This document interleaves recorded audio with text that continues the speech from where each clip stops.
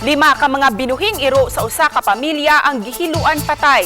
Pamilya nagpakitabang na sa mga animal welfare groups aron makaangkon og hustisya. Ni ang report ni Mark Reggie Abella.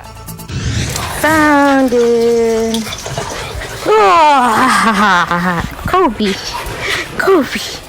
Ingon ani kaparaygon ang binuhing iro nga si Kobe sa Banengo nga taga Barangay Guadalupe, Dakbayan sa Sugbo. Apan karon, kinina si Kobe. Usa lang si Kobe sa mga gituhuang gihiluan patay sa wala pa mailhi nga suspitsado.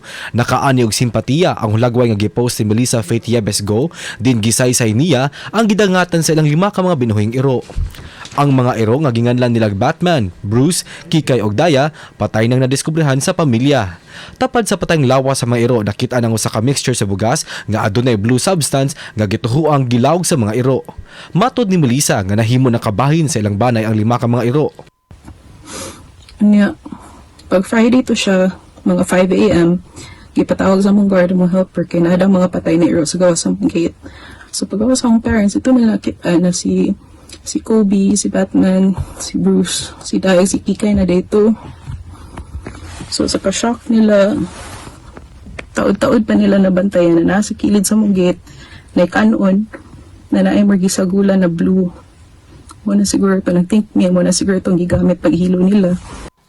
Nangayo na og tabang ang apektadong pamilya sa mga animal welfare group aron mapadali ang pag-angkon nila sa hustisya. Unta, makitaan sa ubang tao ang value sa life sa mga pets para sa mga bisag askal lang kay dako kay to sila part sa mga family. Kauban si Clans Gabutin, Mark Reggie Abella. GMA Regional TV Live.